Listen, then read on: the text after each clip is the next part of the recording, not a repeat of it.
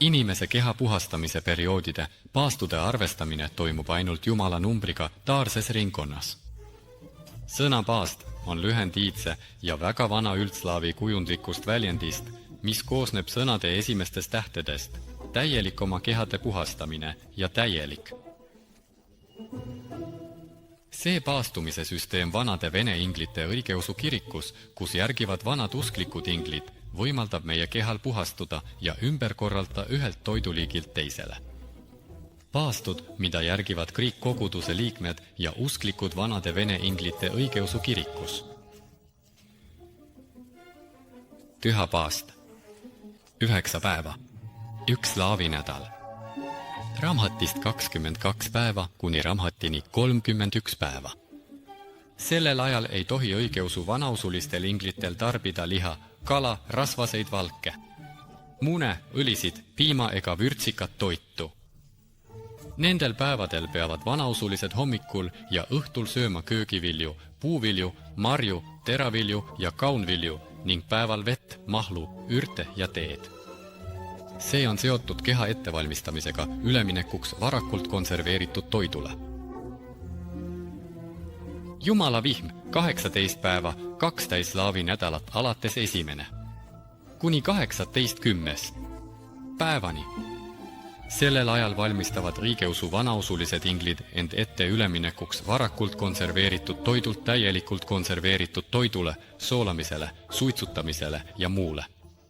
Paastu ajal ei tohi vanausulised süüa liha, rasvast kala, mune, valget leiba, rasvaseid piimatooteid, koort, hapukoort ega võid, kuid taimeõli võib tarbida.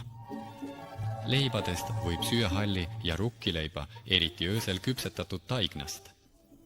Ülejäänud tooteid tarbitakse samuti nagu pühal paastal.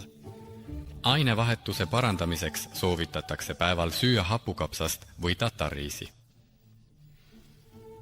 Puhasta postitus. 18 päeva, 2 täislaavi nädalat, alates 22. kuni 40. päevani. Sellel ajal ei tohi vanausulised süüa liha, rasvast, haput, hapendatud toitu ega mune. Igasugune loomne ja taimeõli on puhta paastu ajal keelatud. Lubatud on madala rasvasisaldusega kala, välja arvatud praetud, suured aurutatud teraviljad, makaronid, hall- ja rukkileib, pähklid, marjad, mahlad, ürditeed ja väikestes kogustes kaunviljad. Teisel nädalal puhtas paastus hakkakse järk-järgult sisse viima värsket taimset toitu, nagu roheline sibul, redisine. Suur paast. 30 päeva jooksul 1,5 slaavi nädalat, alates 22. kuni 35. päevani ja ka suvel. Sellel perioodil ei tohi süüa rasvast liha, välja arvatud kana ja küülikuliha, rasvast kala, õli, välja arvatud taimeõli, piimatooteid, koort ega hapukoort. Kõike muud madala rasvasisaldusega võib süüa. Valge paast 18 päeva, 2 täislaavi nädalat, alates 33. Violeta kuni 9. Hioleta. Sellel ajal on lubatud süüa ainult hommikul ja õhtul taimset toitu. Pühal päeval Jumala kupala, mis langeb kokku valge paastuga, võib süüa liha igasuguse rasvasisaldusega, kuid see peab olema kindlasti valmistatud elava tule peal, lõkke pealt, mis on süüdatud saadud elavast tulest. Ühepäevane paast iga 7. päev 9-päevasest nädalast, vastavalt Svarogi käsule austage 3 päeva nädalas, 3., 7. ja 9. Sellel päeval soovitatakse täielikult toidust hoiduda, välja arvatud mahlad, vesi, kompotid ilma marjadeta, ürditeed ja kissel. Kui ühepäevane paast langeb kokku püha päevaga, siis sel päeval me ei paastu, vaid tähistame püha.